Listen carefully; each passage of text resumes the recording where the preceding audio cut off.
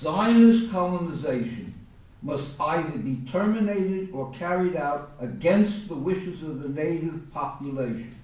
This colonization can therefore be continued and make progress only under the protection of a power independent of the native population, an iron wall which will be in a position to resist the pressure of the native population.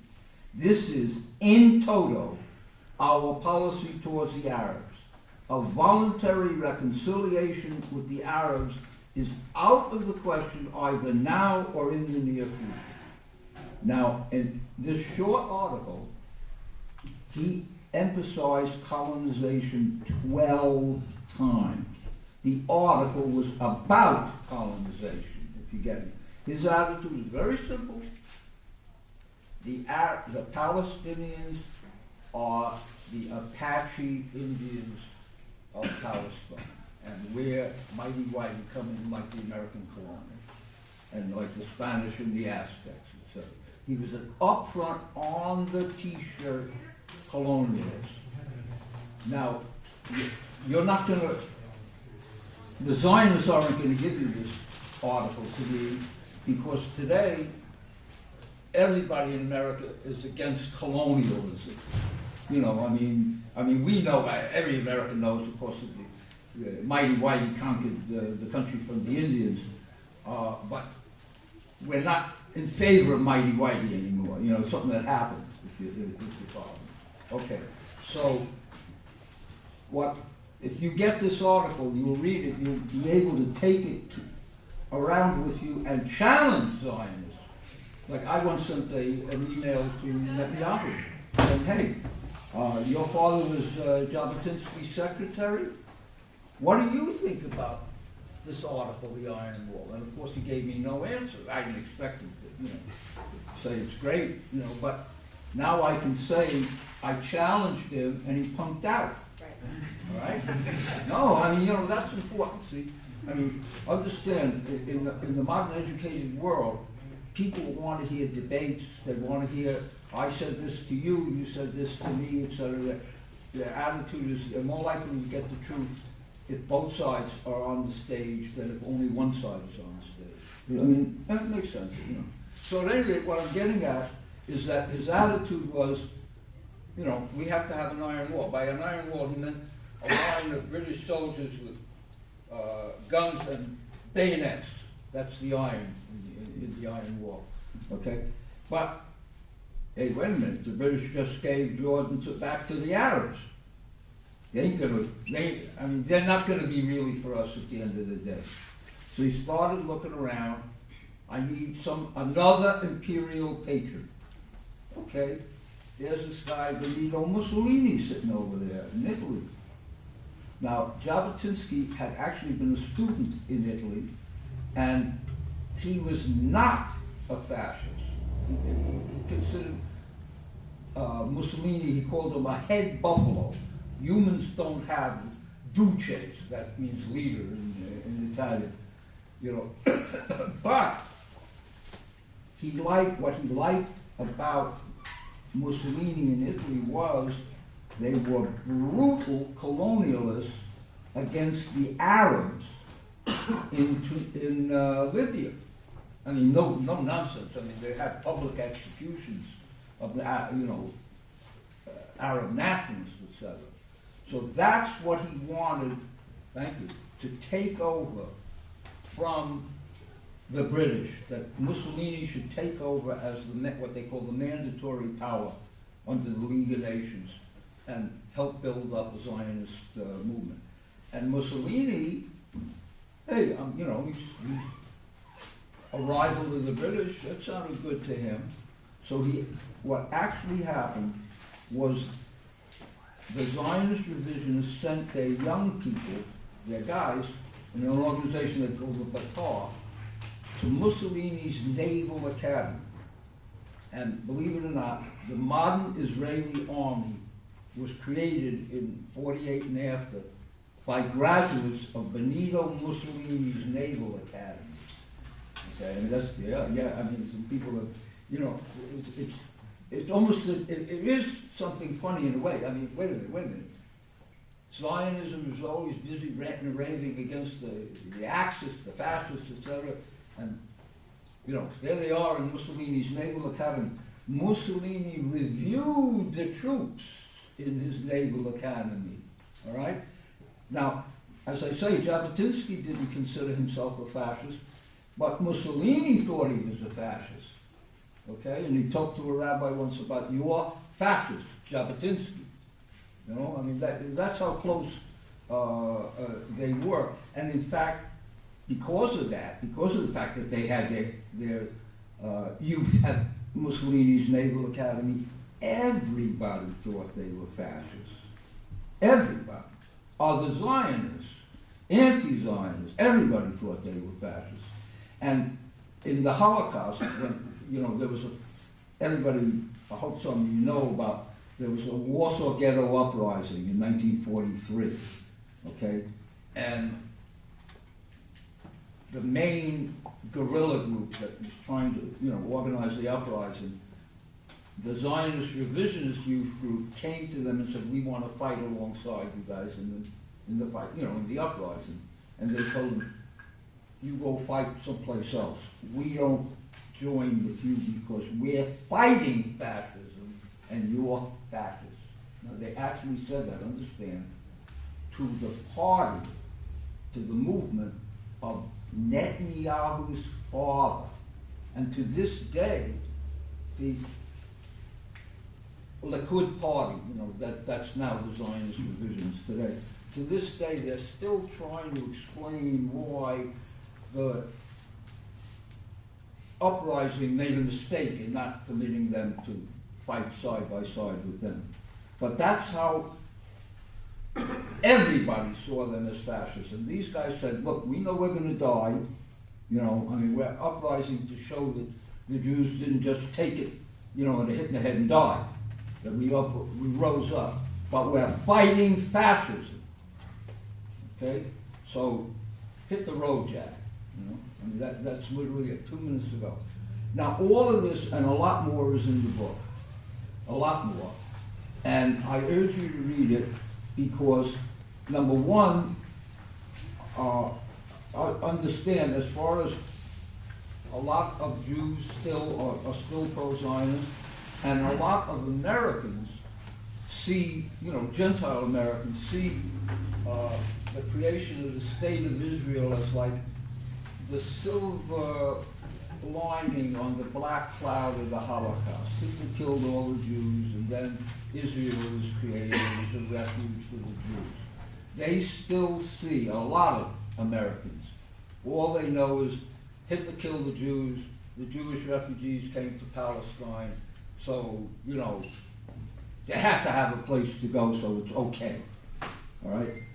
If you start showing them documentation and say, "Hey, I touched the thing, you know, I felt it with my own fingers," if you start showing them that this is an illusion, that what you Americans are thinking about is what the Nazis did to the Jews, now here is what the Zionists did and didn't do for the Jews. And, you know, if you explain to them, they actually made a trade agreement with the Nazis, and the predecessors of the ruling party of Israel were being trained by Benito Mussolini, that's a whole new ballgame as far as the American people are concerned. So I urge you to read the book, and I'll even let you look at this, even if you don't buy the book, but of course, you're under arrest if you're not going to do it. Tonight I'm charged with speaking with y'all about the topic Black Liberation and Palestine Solidarity. It is the subject of a book of selected essays that we're selling over there in addition to Lenny's book. It's co-written by myself and Lenny Brenner, and it was an attempt to look at the historical response of African American freedom movements to the colonial settler state of Israel and its role in American empire in the Middle East. So through nuanced discussions of racism, capitalism, empire, and state power, These writings help to clarify one of the most controversial legacies of black liberation in the United States. The book looks at representative figures such as Stokely Carmichael, who later became Kwame Ture, and James Foreman's Student Nonviolent Coordinating Committee, Huey Newton's Black Panthers, the author of The Crisis of the Negro Intellectual, Harold Cruz, who was famous for writing about blacks and Jews, and as well Malcolm X, and the most recent controversy that you might have heard about last summer, the distinguished African-American author Alice Walker published a collection of essays called The Cushion in the Road, and the Zionist Anti-Defamation League and many Zionist publications all over the world denounced her book, which expressed, in 1/3 of the book, support for Palestine solidarity. They denounced her book as expressing anti-Jewish bigotry. And so these essays, and these topics in the essays and other topics you can find in this book that we hope you purchase, Black Liberation and Palestine Solidarity.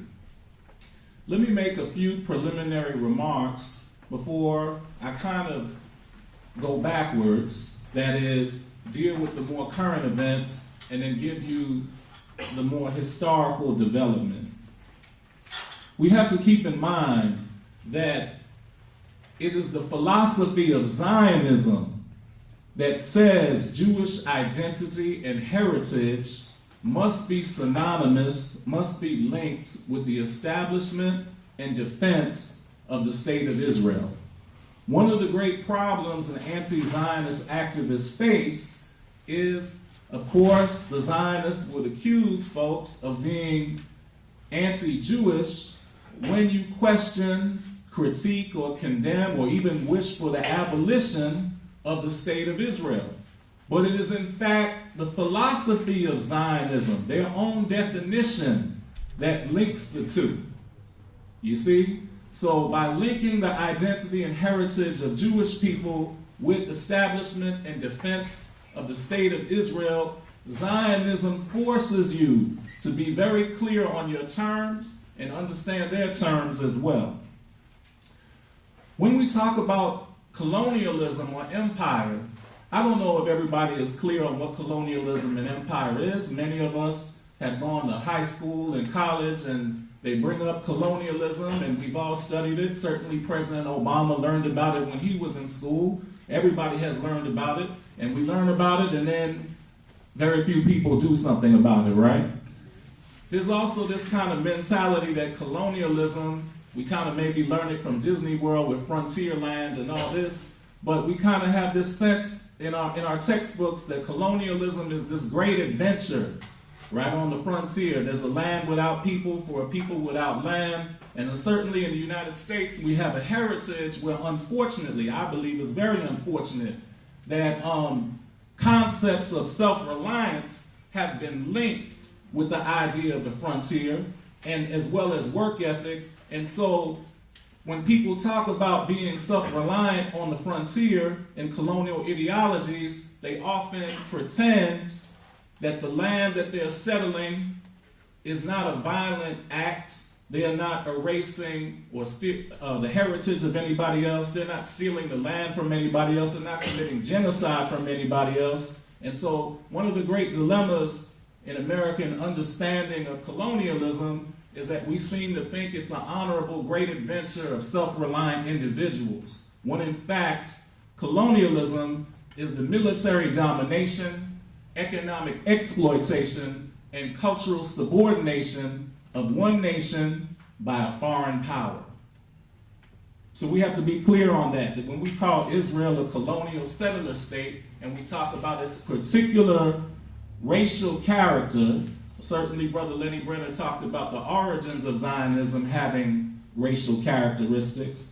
We also have to be clear on what empire is. Alice Walker, in her book, basically characterized the condition of the Palestinians under the state of Israel as synonymous or very similar to three historical expressions. One, she noticed that it's very close to Jim Crow segregation. Second, she said the condition of the Palestinians, for Americans who don't understand, is similar to the Native Americans. That is, people have been subjected to genocide and land theft to the point that people deny that the Palestinians ever had the lands at all. And there's also a comparison to apartheid South Africa. Now, let's break this down a little bit.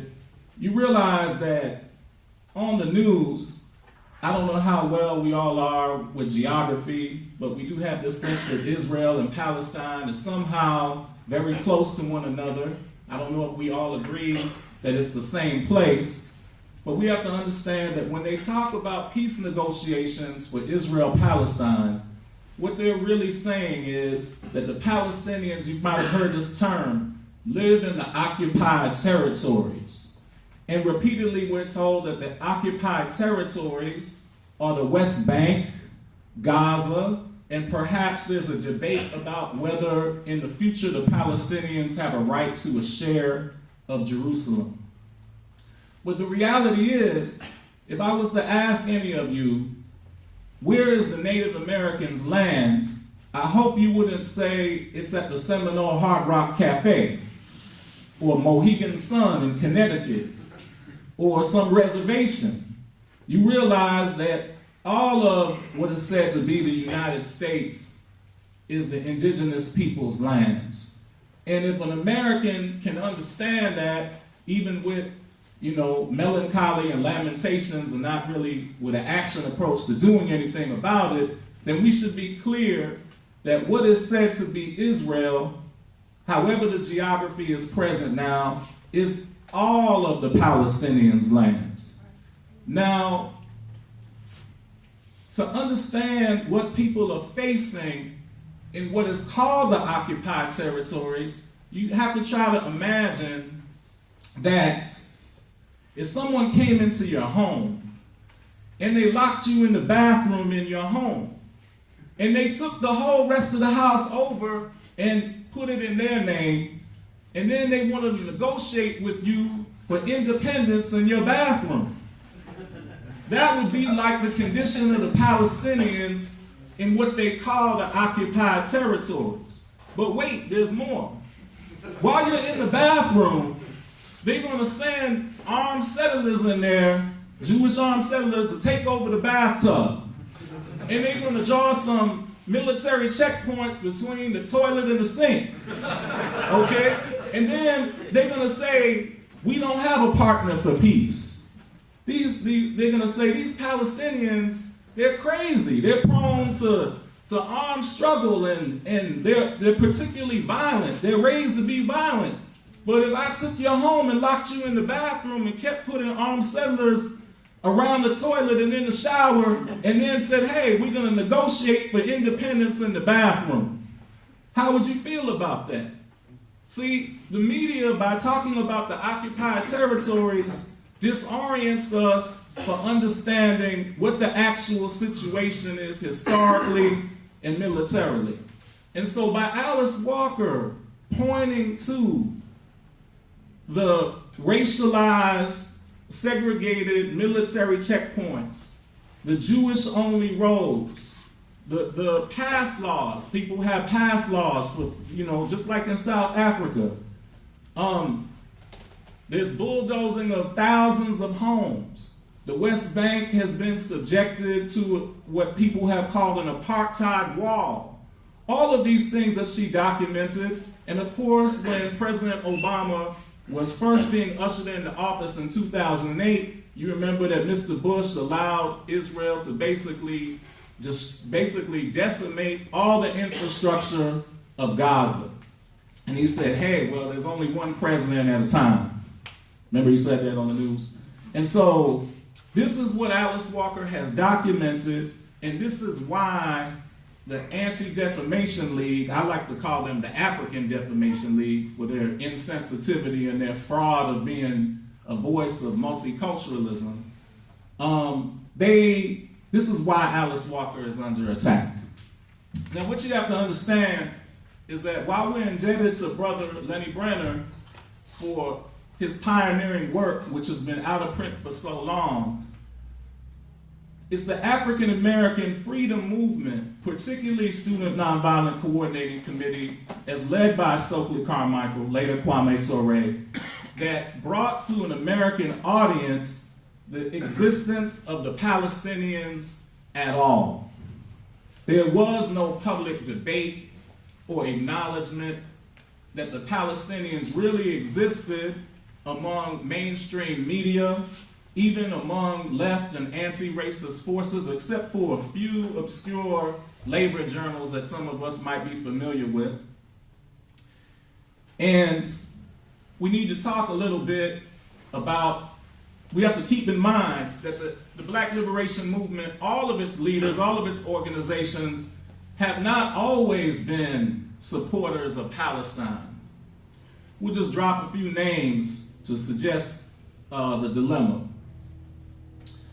You know, W.E.B. Du Bois, one of the major founders of modern Pan-Africanism and the founder of the NAACP, all his life he saw Zionism, that is Jewish Zionism, as a kindred spirit to Pan-Africanism.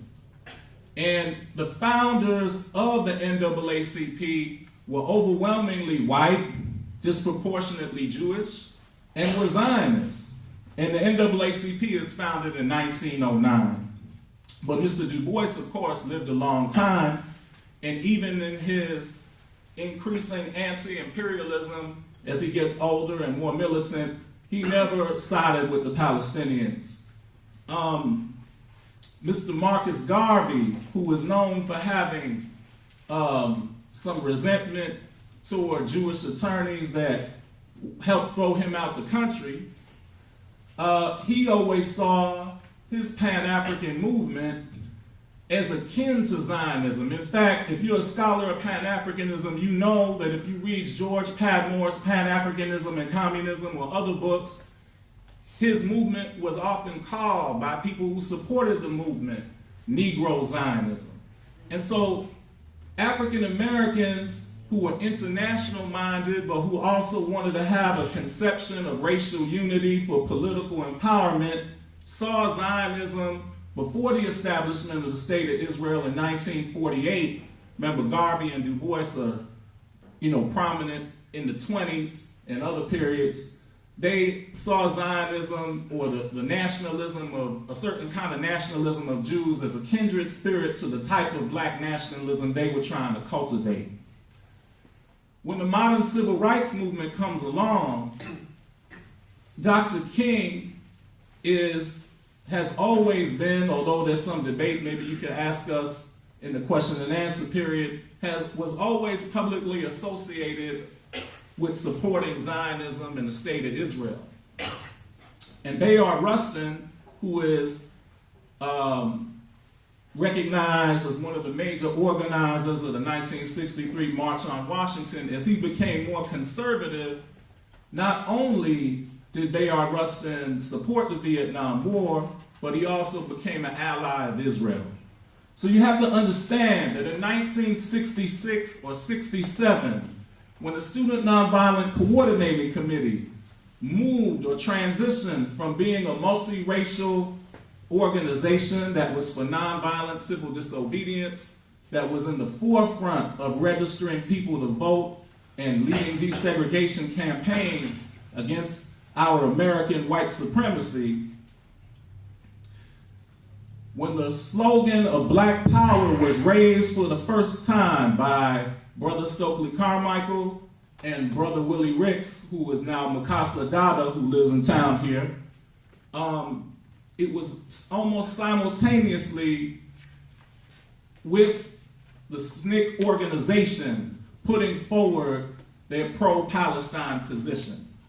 So you have to understand that when the Black Power movement or the Black Power slogan was first raised, there was not only a new search for identity going on or a new embrace of the African heritage, but Black Power, unlike the movement for civil rights reforms, was asking questions about on what terms Black people would be self-governing.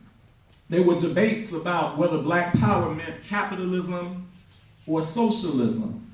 There was condemnation of both white liberals and Black liberals. And liberalism, we must understand, is the notion that our government institutions are basically good, but we just need certain reforms.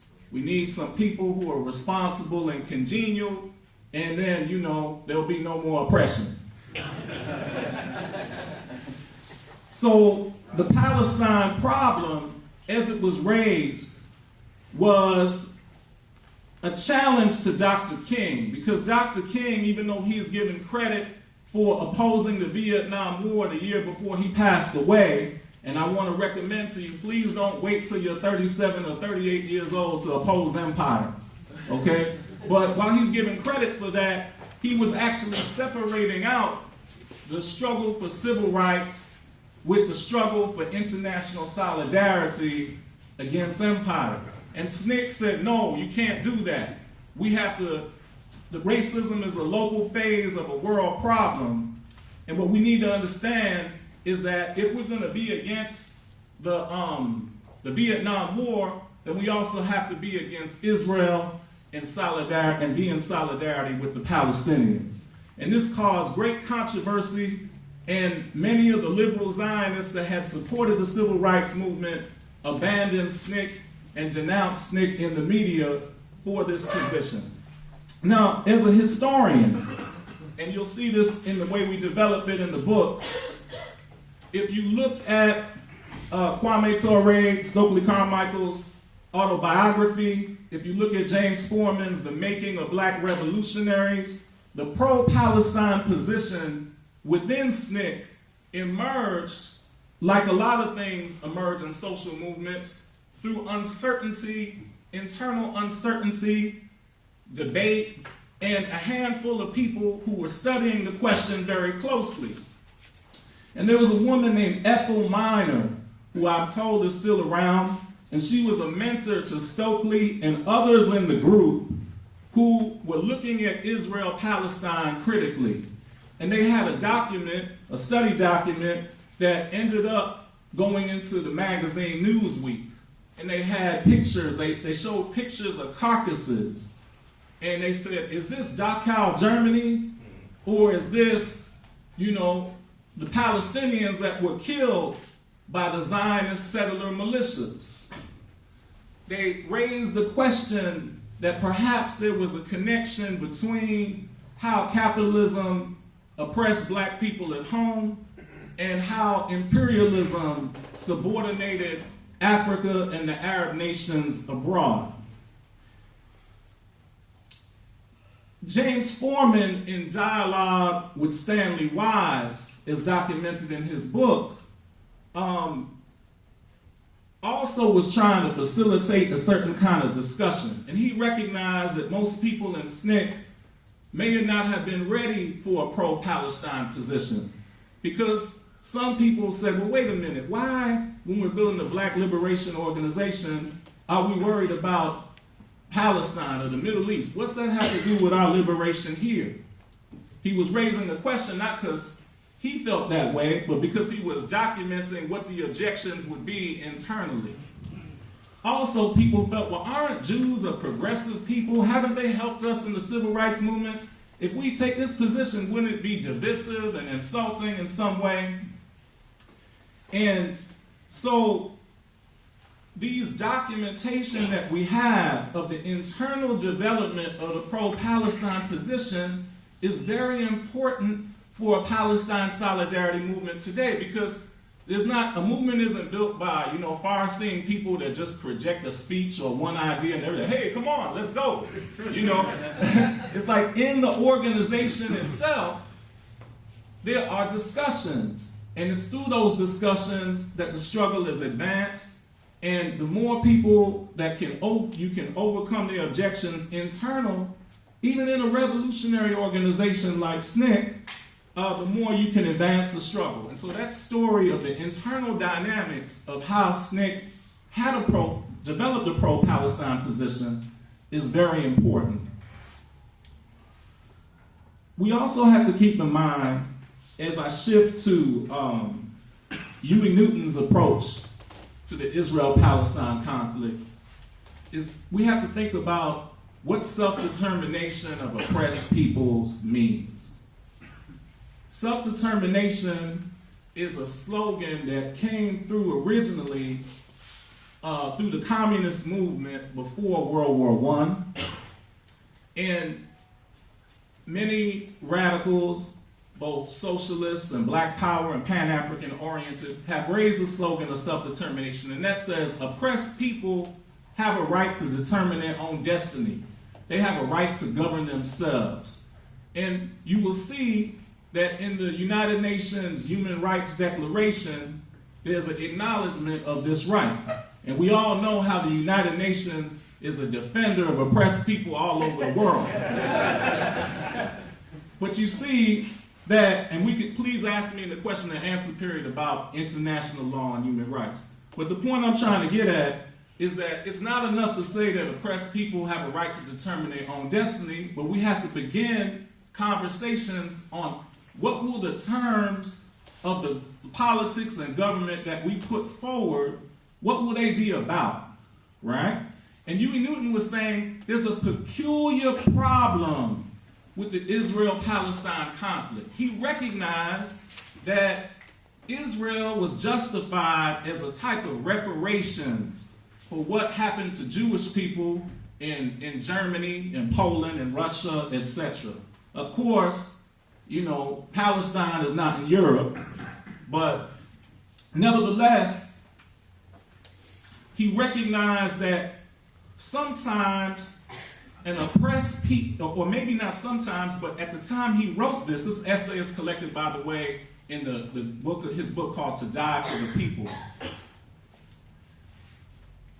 As early as 1971 or 72, certain far-seeing thinkers began to see that historically oppressed people, their identity, their heritage, the very fact that they have been oppressed could be incorporated back into the empire to make it stronger. And Huey Newton said, that's the problem with Zionism. It's not that Jewish people don't have a right to their own anti-racism or their own vision of culture or national culture. All oppressed people have that right. But the problem was that they allowed their nationalism to actually become a justification for Israel being the front line of American empire. And that was wrong. But he said, he kind of suggested this. He said, maybe there's other oppressed people historically who will allow their nationalism to justify American empire as well. Maybe the reality of certain people being historically oppressed could somehow be re-engineered or reincorporated to making the American empire stronger. So, this is very important because Zionists love to point out that, hey, you don't want to just find Israel as the only peculiar oppressive place in the world. Yes, sir. And so I think what Huey Newton was trying to say in that discussion is that there were certain advocates of black power that also would allow their nationalism or their ethnic ambitions to justify a relationship with empire. And that was in 1972. And so I think that we need to look around and see if, his concern has somehow come true. Maybe we need to think about that. I think that we have to keep in mind that it is true that Jewish people, not that all Jewish people have the same political points of view, and we're clear that all Jewish people are not Zionists, But there is a peculiar dilemma that has come up for Jewish people in relation to Israel. And that is, are Jewish people an oppressed people, or are Jewish people white people? You know, and that dilemma of identity suggests a certain responsibility not to put one's personal ambitions above solidarity with the most oppressed. So I think we need to think about that a little bit. So I could bring it to a close right about now, but realize that it's the Black Liberation Movement as represented by SNCC that put the Palestine question on the table, and it was brothers like Elder Lenny Brenner that has written the kind of history that allows us to be best informed as we try to facilitate boycott, divestment, sanctions, and we both support that against the state of Israel today. So I thank you. Minute per person, because we want everybody to get a chance, and we'll answer after 4 minutes. Anybody want a question? Let's start there. What I didn't hear in the presentations, although I was out for about 5 minutes of yours, was that the only thing that Jews have in common in all the different countries that they're in is their religion and anti-Semitism that has been expressed in very vicious, murderous forms all through history against Jews. That's the only thing they have in common. In other words, Jews are a religion. They're not a nation. They don't constitute a nation. They never have. So, of course, any oppressed nation is made up of different classes of people. And there will be people that will be more in line with, you know, sort of more gravitate towards the imperialists, and then the others that more gravitate towards the oppressed there internationally. So I just wanted to see if you would clarify your thinking on this whole question of, you know, whatever the treatment or mistreatment or whatever anybody thinks about the Jews, that, you know, which I think has a lot of importance in, you know, all of these things that are put forward in the Palestine liberation struggle about many states, or you said something about binational state and whether there should actually be a, you know, a revolution and, you know, what have you. Next question, we got, we're gonna take 4 or 5 here. I'd like it from a woman, if we can get it. Come on, no women, questions? Any women? Come on. Since you mentioned BDS towards the end of your a question about, as someone who my undergraduate institution recently came out denouncing the stance of the ASA and specifically the American Studies Association. specifically the boycott of Israeli universities. And so yourself as a I assume you're a professor at GSU. What is, and to be more specific, my college was their sort of response to our denunciation was that it was in the name of academic freedom. And as someone who takes issue with that, I also wonder what your response is. I just wanted to hear some talk about, you said you brought up the idea of like the whiteness of being Jewish, and I wanted to see if you had anything to say about the struggles of non-white Jews in Israel and what the link between them and the Black Liberation Movement is, and specifically the Black Panther Party. I wanted to ask if you would maybe say something about, because I think the question of whether or not Zionism is simply an enemy of Palestinian people, because certainly if we look at some of the other things that were brought out during the 80s, was the specific role of Zionism in Israel aiding in the arming of Southern Africa and the apartheid regime. That's which makes it a direct. That's 5 questions. We'll make yours in the next round. So we'll let, okay. Dr. Quest gets to go first. Yeah, go first. Okay. I need to borrow a pen from somebody since somebody here took mine. Yours. Okay. Yours, so. So on the question, for those that aren't aware, there's this movement that is called BDS, Boycott, Divestment, Sanctions, and it began in 2005. And of course, there's been divestment from Israel movements going back many years before 2005, but the American Studies Association, it's a professional academic association of professors and departments who teach American studies, came out in support of boycott, divestment, sanctions.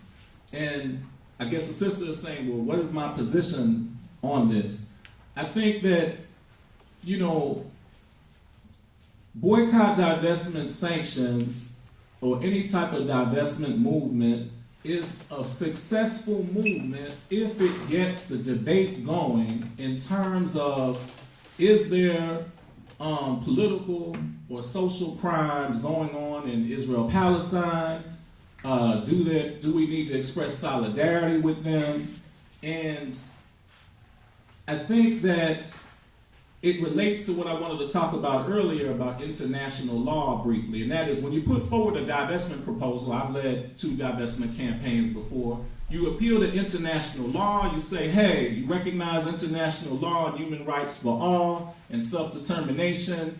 We're calling for divestment as consistent with the ethical and moral implications of the law. Now, many people have said to me in the past, before 2005, well, Dr. Quest, you're not really serious about divestment because the way you put it forward, you make it seem like you don't like the American government. How would they implement this if you keep calling them names? You see? And so what I say is divestment will be implemented when there's a revolutionary struggle that can be supported and there's a crisis on both sides, not just in Israel-Palestine, but in the American empire itself. And so I support boycott, divestment, sanctions. I don't know what that American Studies Association conceives of it as, but I support it as destabilizing American empire at home. And so there's lists on the internet of all the many universities that have raised it. And I wouldn't expect, universities led by presidents that worked at chambers of commerce and the State Department to just implement divestment. But in time, divestment will be implemented as the crisis goes forward. And I think, Lenny, you want to talk a little bit about this, right? So let Lenny address this question. Okay, a couple of the questions, said, hey, what are the Jews, etc., and basically, obviously there was and is a Jewish religion, but for example, today in America, only 10% of American Jews are members of the Orthodox Jewish religion, which is the official religion of the State of Israel. And about 1/3 of the Jews in America say we have no religion, but we're still Jews, okay? Because they, like my mother came here a century ago, I'm not a kid, she spoke Yiddish, which is a dialect of German, is what it really is, with a lot of Hebrew thrown into it, but it's basically German. If you speak German, you can understand Yiddish, and if you speak Yiddish, you can, get along in German.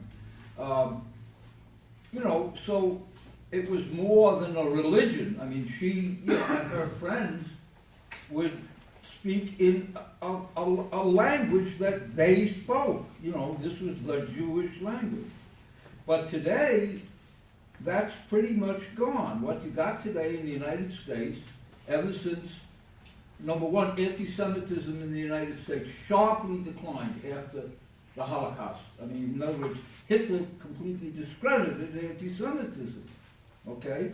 And then you had the Civil Rights Movement, which made a big thing about everybody's equal and, so on and so forth. So most Jews in the United States never encounter anti-Semitism, okay?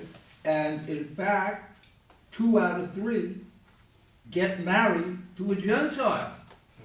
You know, all right, and they work with Gentiles and so on and so forth, mostly whites, but you know, I mean, some blacks, etc. But what I'm getting at is that from their point, they don't speak Yiddish anymore, so they're neither a religion, you know, for 1/3, it's no longer a religion, and by the way, the other 2/3 are slowly marching out the door away from the religion into atheism. I mean, all the surveys understand that.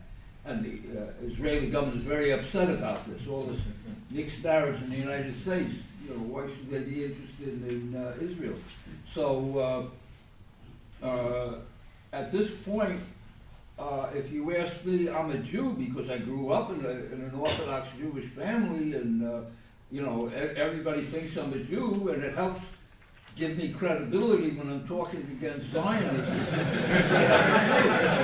Okay? No, I'm serious, you know, but I'm not a member of any Jewish organization because I'm not interested in marrying a Jew. I mean, I got Jewish girlfriends.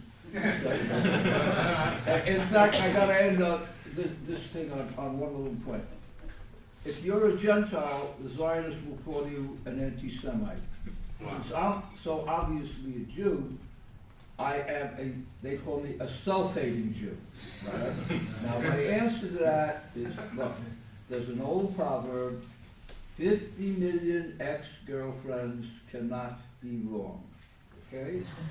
I can tell you my girlfriends, all of them said the same thing. Lenny Brenner is definitely not a self-hating Jew. Lenny Brenner is in love with himself. The only one he has in love with.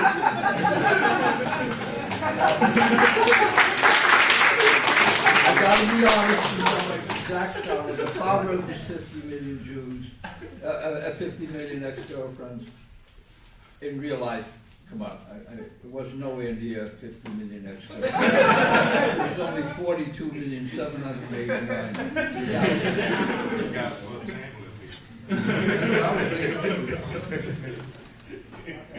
Okay, so 4 questions. Yes, there are other questions that we still haven't addressed. Lenny, did you want to speak about the connection to South Africa? Oh, okay, look, Brother Sabuki. in this book is a detailed discussion of Israel and South Africa. Israel tried to trade with the black countries, there's a few independent black countries in Africa, because they figured that would outflank the Arabs. No, you know, in other words, go around the Arabs. But particularly after the 1973 war, the black countries said, when Israel occupied Sinai, the black countries said, Sinai is part of Africa. We are not going to deal with the government from outside Africa. You know, I mean, we're through with colonialism. And whereupon the Israeli government made an outright deal publicly with the South African government. They literally brought the Prime Minister of South Africa to Jerusalem, to the Wailing Wall, you know, which is the big Orthodox shrine, etc., and they literally helped the South African government create atom bombs. That's how bad it got. Now, I was involved in the anti-apartheid movement because in New York and on the West Coast, because I was the one they would always have speak at the rallies on Israel's ties to South Africa. And, you know, it was a criminal alliance. There's no maybes about it. Now, what they now say is, hey, look, Nelson Mandela, after it was all over, he said, okay, you were bad then, but, you know, now let's trade, etc., okay? He said that. I didn't say that, if you get my point, you know? In other words, Nelson Mandela making nice to the whites in South Africa and making nice to the Zionists, he thought was in the interest of the economy of South Africa. But it doesn't change things. The alliance between Israel and South Africa was a criminal alliance on both sides, and you should definitely bring it up in discussions about Zionism. We still have two questions that haven't been addressed. One is, can we talk a little bit more about the dilemma of white identity for Jewish people, and also how much knowledge do we have about the struggle of non-white Jews in Israel? I have no special knowledge about the struggles of non-white Jews in Israel. I do know that there was a chapter of the Black Panther Party in Israel at one time, which I believe was led by, is it Mizrahi? Mizrahi is the term? Mizrahi Jews. And I know that the Ethiopian Jews have been discriminated against at times, even though Israel made such a big deal, and Zionists in the United States in the 1980s made such a big deal about bringing over the Ethiopian Jews who were being oppressed or facing poverty. And for sure, there was a situation at one time where there was segregation in the blood bank in Israel. I know that was a great embarrassment. And there currently is a crisis, as I understand it, of non-Jewish African migrant workers. Although it's unclear, some of them might be from Uganda and might be Jewish in their own African heritage in some way. So we need to be definitely alert to the non-white Jewish population in Israel and how Israel is treating them. I would just say that the question of white identity, it's discussed a lot in the university today, and the contradiction of Jewish people wanting, especially Zionists, wanting to have it both ways, wanting to have the identity of a historically oppressed people, and at the same time faithfully embracing the state to advance themselves through ethnic patronage and electoral politics is a tremendous problem. But I want to remind you that anti-imperialism is always undermined in any community when we're not clear on the difference between anti-capitalist or anti-imperialist politics and ordinary ethnic patronage and electoral politics. And I don't know if you know what I mean by that, but what I mean is if you're interested in getting a candidate elected, if you're interested in getting patronage, maybe you want to get the government contract to provide school lunches or to clean office buildings for your business, you better get along with the black Democrats in your community. And they're not going to take a pro-Palestine solidarity position. And so that's the tension there in ethnic, yes sir. Yeah, well, Okay. I want to exercise a moderator's privilege too and add one thing. Somebody asked about the construction of white identity for Jewish people.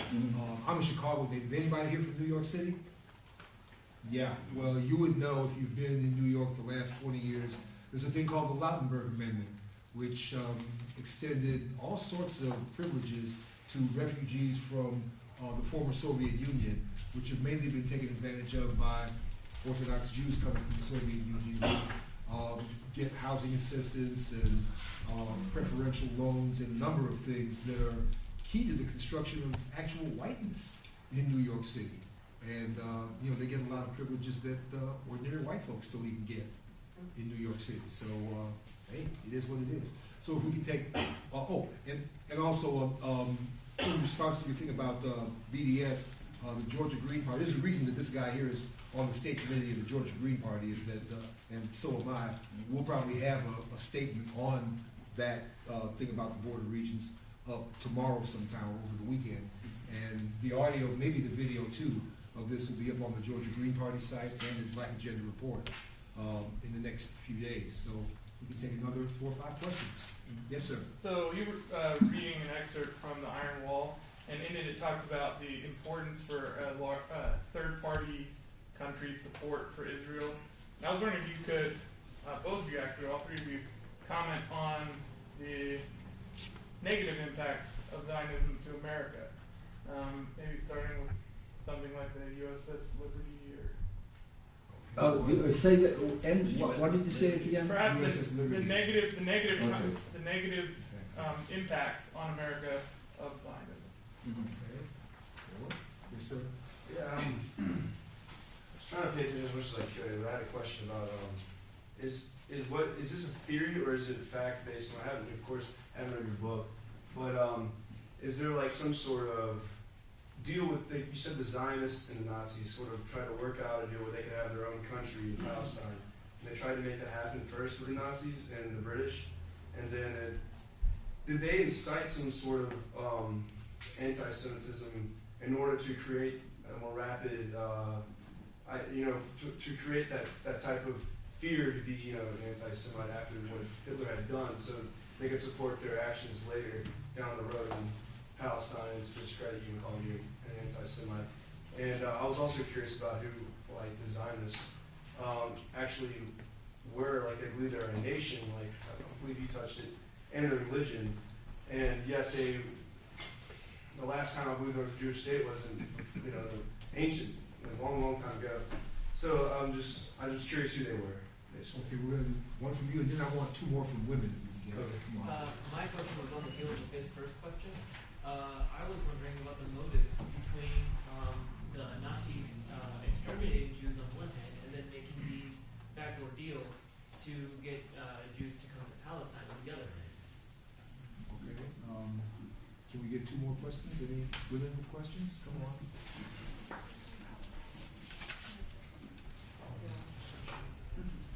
Who's that? Come on. Yeah, no. I wanted to, sorry. There's people here. I wanted to also ask, Matthew mentioned something a little bit earlier about working with Black Democrats. I was wondering if you could explain a little bit about how Zionism is connected with local Black Democrats. Okay, we're going to go with those. There's a reason that the Democrats aren't sponsoring this, by the way. So we Greens, also the Green Party nationally does have a position endorsing BDS, and so does the state Green Party here. The last question was, please say the last question again, because Mr. Brenner didn't get it. Oh, okay. Yes, speak loud. I'm because sorry. we're If recording. you could explain a little bit more about the connection between Zionism and Black Democrats. Okay. He asked a question earlier about the future of the one-state solution. We would probably end on that. Oh, that's right. We didn't answer your question at all. Yes, See, he was suggesting I missed half of it. Yeah. Okay, so we got So that. we'll end on that. Make sure we address that. Okay. All right. Yeah. Who's first? Okay. Mr. Brenner. All right, now, I'm glad I finally heard what you said back there, because that's a very important question. What's the relationship between Zionism and the Black Democrats? Now, everything I say here, every statistic I give, etc., if you email me, I'll send you where I got the statistics so you can, quote me and so on in public. The way it works is this. A guy named Ron Campos, who is the Washington bureau head of an organization called the Jewish Telegraphic Agency, which is the Jewish community's equivalent of the Associated Press. In other words, his articles appear in every one of these Jewish community newspapers all over the United States and the world. This guy, Ron Campos, made an estimate that between 1/3 and 2/3 of the Democratic Party's campaign contributions come from Jews. Now understand, this guy is not only a Zionist, but he's a big shot in their journalistic outfit. Now, what he meant by 1/3, 2/3, he's obviously talking about private contributions. There's corporation contributions and there's also union contributions, but dough to dough, personal, here's money, etc. Now, I just recently read a Republican who estimated that half the Democratic contributions come from Jews, those kind of personal contributions, and I've seen a statistic that about 25% of the Republicans' personal contributions come from them, from Jews. Now,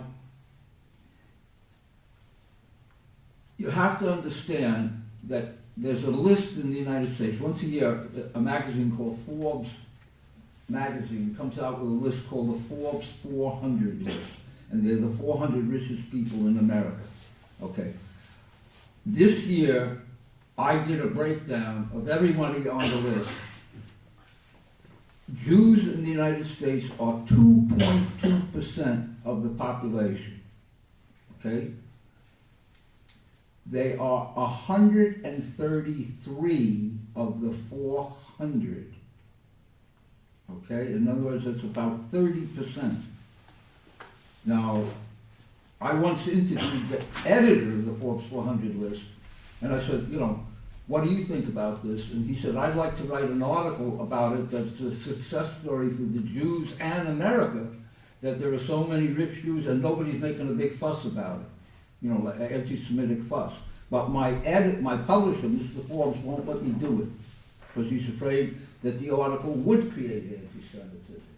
In other words, if you start focusing on this.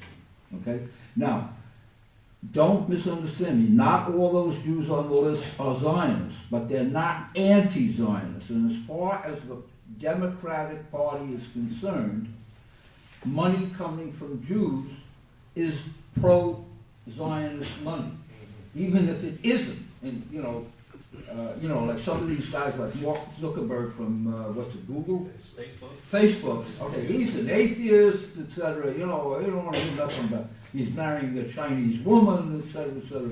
But he's not anti-Zionist.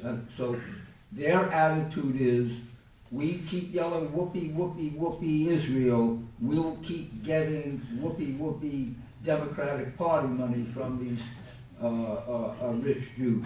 Now, as far as a black Democrat is concerned, if you're running for Congress or a lot of offices, what you need is black votes and Jewish money.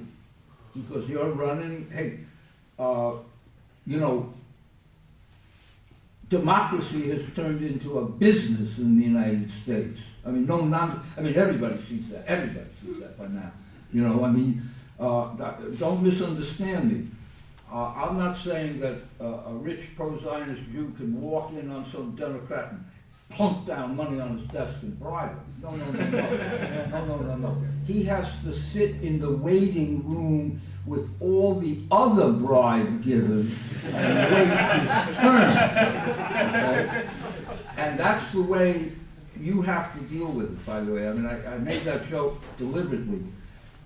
What you're talking about is campaign contributions. So when you talk about Zionist campaign contributions, make it very clear that what you're against is a whole election industry based on campaign contributions. You get the point. That way, you're defending yourself against the charge of being an anti-Semite. Why are you talking about rich Jews? Okay? Yeah, I would like to speak to the question that was raised about the black Democrats, but also the question that the brother raised over here about the negative impact on America of Zionism in general. Although, brother, you made a reference to, what was the USS something? Yeah, the USS Liberty. Okay, I don't know, and I'm not familiar with that reference. So I forgive me, I won't address that specific reference, but I'll answer your question. I think that's a... We'll deal with it. Don't worry. Okay. Because that's So, an important piece. okay, so in Black Liberation and Palestine Solidarity, I said I have a review of Alice Walker's book, and I defend Alice Walker's characterization of the Jim Crow, apartheid, and land theft and genocide that the Palestinians are facing. But 1/3 of her book also says Obama is key to planetary survival. She also suggests he is some kind of prince of peace, and that while she doesn't agree with him on all things, okay, that he is the type of leadership personality that she was hoping America would someday have, and her models for the kind of leadership personality she hopes America would have, get this, is the Kennedys and Castro. Now, you know the Kennedys tried to kill him. The Kennedys are responsible for the Cuban Missile Crisis, the Bay of Pigs invasion. You see? So this is the kind of contradiction that people have, that they want to be anti-imperialists, but they also want to have fundraising parties for the Democratic Party. Now the thing is that Alice Walker is the most prominent leader of the BDS movement at this time. Again, BDS is a term that came about in 2005. There was divestment from Israel campaigns before that. I have organized some, others have. Okay? And so it's this contradiction that needs to be resolved for the divestment from Israel campaign to become stronger and consistently anti-imperialist. The President of the United States cannot be lobbied to end war and empire. Let's be clear on that. I'm sorry, Alice Walker is not clear on that, but I still like the color purple. Okay? Now, the question of the negative impact on America of Zionism, this question came up in some of our other panels in Brunswick and Augusta. Let me say, among critical thinkers in the United States, there are all these degenerate ideas that you've heard of them. There's the Illuminati, the New World Order, the unseen hands, and there's an implication that the crisis of empire, of capitalism, has something to do with the ethnic or religious character of a few capitalists. And it's these people, we don't want to say who it is, it's the Jews. Right? It's this mentality among these conspiracy theories that's undermining the anti-capitalist and the anti-imperialist movement. By the way, these are originally white supremacist theories developed by Jim Crow Southerners, as well as people like Henry Ford, Ford cars. And we need to be clear that people and some black power, black nationalist people like these ideas too. So what we need to pay attention to is that when people play up the ethnic and cultural character of capitalists, what they're really saying is society would be great if my race and ethnicity owned all the capital. That's what these conspiracy theories are doing to disrupt the development of our anti-imperialist movement. So it's based on stereotypes about Jews and Zionism, it's contaminating the American movement and the intellectual scene, and we need to be honest about it and name it as I just did. Okay, just a quickie, since Kennedy's name came up. Okay, look, I don't know how many of you know it, but Jack Kennedy, and Bobby Kennedy authorized the wiretapping of Martin Luther King. Okay? Now, I can't think of a greater violation of freedom of speech and freedom of religion than the wiretapping of Martin Luther King. Okay? I mean, that was a crime. The FBI became convinced that King was hanging out with a Jew named Leveson, who had been a communist, okay, and that he really was still a communist, so King was really hanging out with the communists, that kind of crazy talk, if you get it. And they wiretapped him, and they and Johnson, after him, used to listen to tapes, because they used to tape his hotel rooms when he went places. They used to listen to tapes of Martin Luther King's sex life. Okay, now this is all for real. It's admitted now by the government in the United States. But the point is, you can't have it both ways. You can't run with the fox and hunt with the hounds. You can't say Martin Luther King is a national holiday, he's wonderful, etc., and praise the guys who criminally wiretapped him. Okay? In other words, if you really want to be in the tradition of King in the civil rights movement, you cannot be for the party that wiretapped. Because remember, two presidents did it. Two Democratic presidents did the wiretapping, Kennedy and then Johnson. You cannot be for the party that wiretapped Martin Luther King. It's it's worth noting too that it took RFK and JFK to authorize the wiretapping of MLK. It took the first black president to authorize the wiretapping of everybody.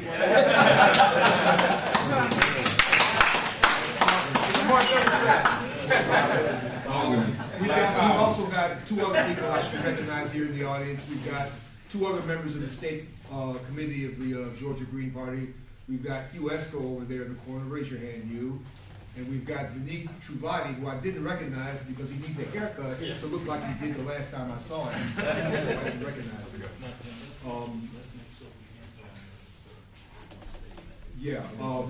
We still want to do the one state thing here, and then after that, we're going to take another 4 or 5 questions, and then we're going to break, and you can just talk to these people one-on-one and purchase books. And purchase their books.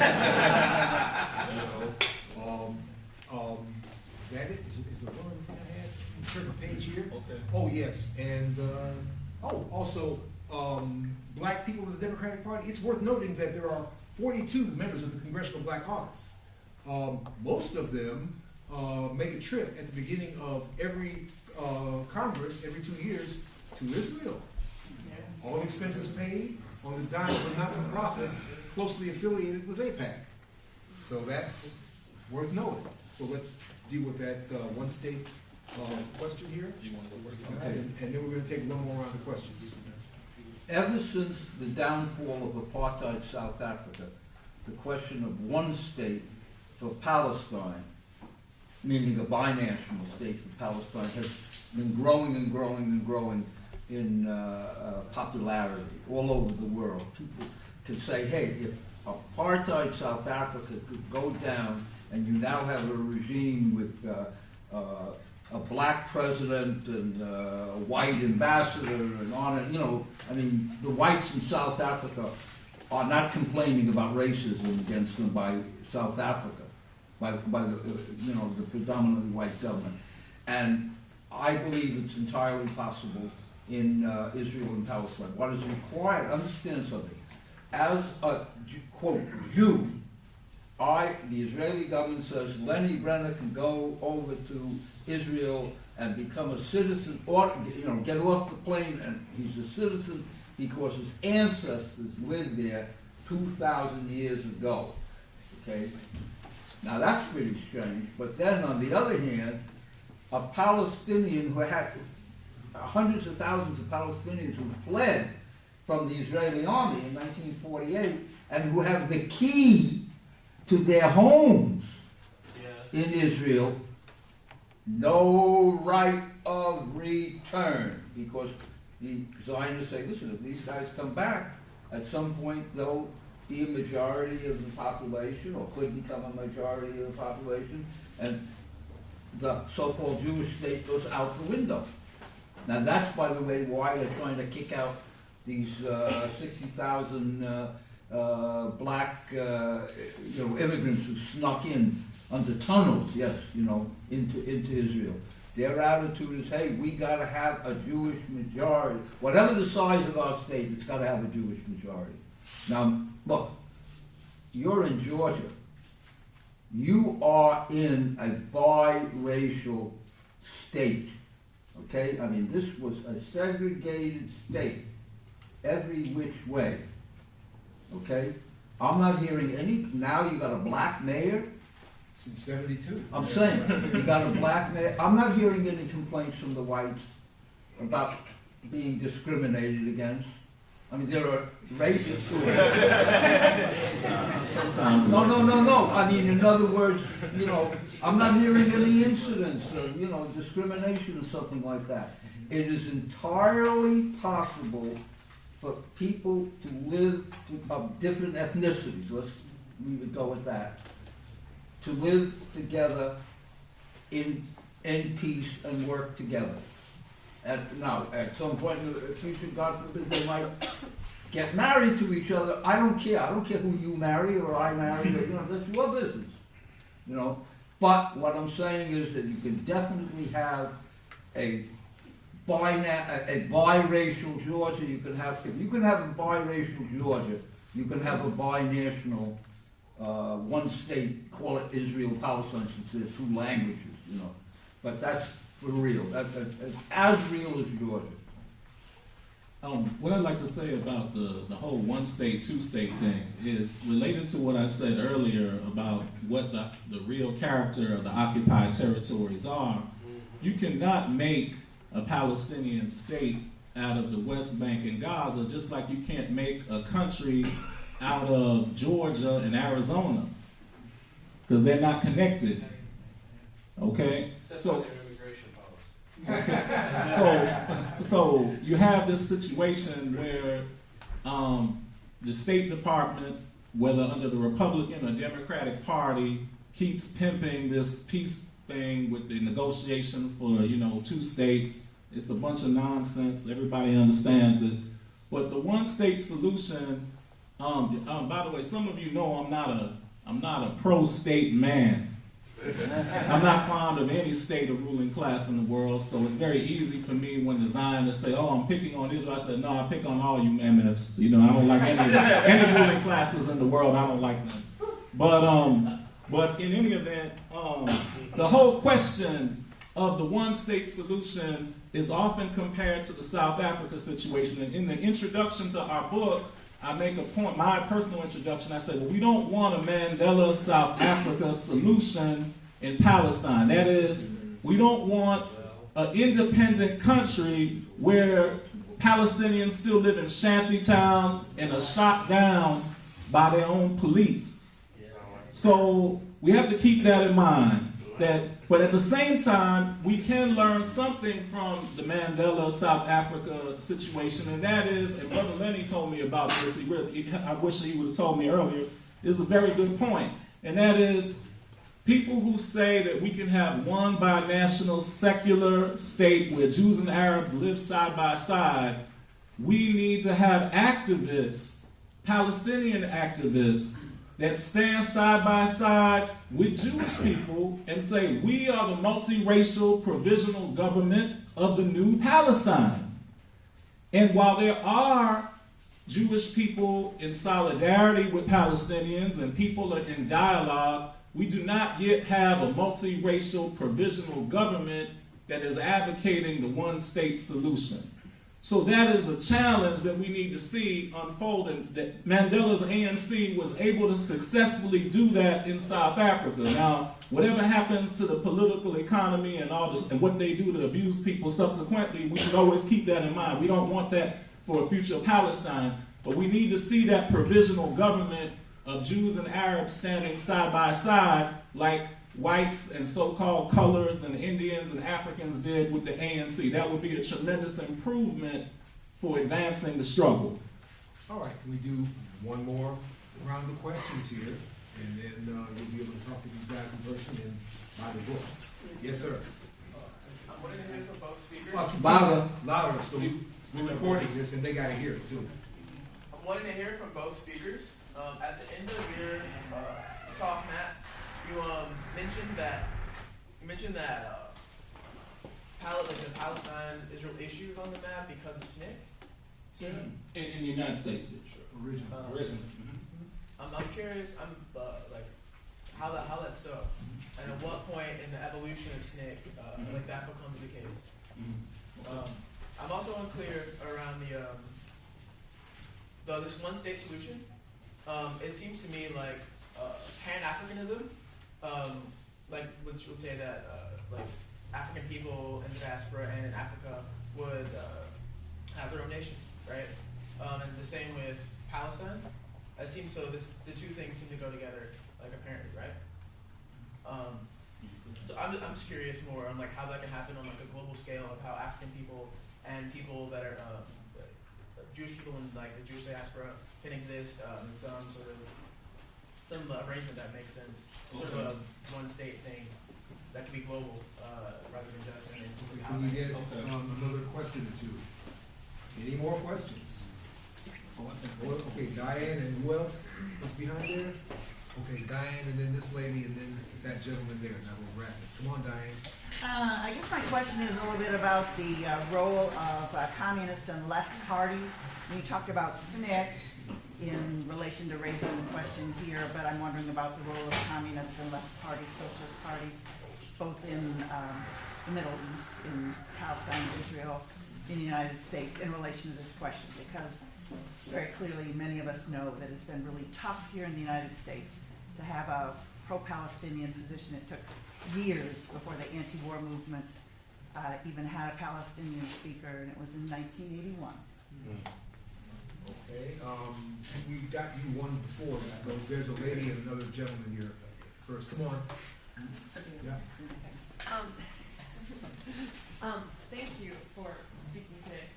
Lenny, I was wondering, what was the purpose of your book? Like, some Zionists at some point made dealings with Nazis. What is the impact that would, if people knew more about that, would cause? Like, what is the purpose of that? For me, it's like hard pragmatism. I'm like, whatever, it's water under the bridge. And because I guess it's like for me, like maybe you're trying to do like the breakdown of the myth, maybe like that kind of attack. But I'm trying to figure out what is the strategic sort of way you're coming at this, And also about the Illuminati, if you guys want to see a good pamphlet, it's called How to Overthrow the Illuminati. It's really great. It's written by people around the nation, and it gives like a really good practical advice and debunks conspiracies. It's a little pamphlet called How to Overthrow the Illuminati, libcom.org. Touching on the last thing she said, thanks for getting into the flipping the script on the how Zionism affects America or whatever, and that was addressed part of what I wanted to ask. But when you mentioned that, it's a kind of a touchy subject, but when you get into these discussions with people who are critical of Israel, and then it gets to that wrong narrative of certain capitalists and certain ethnicities and everything, I was wondering if y'all could talk a little bit about how to challenge someone or answer someone's criticism. For example, when you list that Forbes, disproportionate, it's I know it's not a conspiracy, but I guess how would we address that with someone who is subscribing to those conspiracy theories? Brother Sabuli, come on, make it quick. We'll let you get the last one. No, that's all right, go ahead. All right, then I'm going to add one last thing here. As far as the effect on the U.S., Noam Chomsky said it pretty well, too. He characterized Israel as a high-tech money and arms laundering operation and military base staffed by 5 million white people in the middle of 100 million Arabs, right next to a big chunk of the world's most accessible oil. So that's what value Israel has to the United States. That's why it's so, and it's much more important than South Africa ever was. South Africa was peripheral to U.S. interests, whereas Israel is central to our interests or to their interests. So, guys, those 5 questions. Okay. The purpose of my book, I actually got to the book very simply. I'm a history freak since I was 7 years old. I saw an encyclopedia, a new Encyclopedia Judaica in the library in 1972. I opened it up and I accidentally turned to the article on the Havara trade agreement. And I said to myself, I never heard of this. Let me check it out. Let me find out more. And I wound up writing a book. I had to get it published in Britain because no American publisher would go near it because Jews are a big piece of the book buyers. And they were afraid, so I got it published in Britain. I lucked out. The London Times thought it was a terrific book. It was all documented, etc., etc. The mayor of London became my friend, etc. And, he praised on me, etc. It had a big effect over there. It didn't have a big effect over here. Most of the books sold in Europe. Okay, not here. But slowly over time, more and more Americans, and American Jews read it. Let me put it this way. If you are a Jew and you read it, you suddenly turn around and look at the Zionists and say, is this true? What's going on with you guys?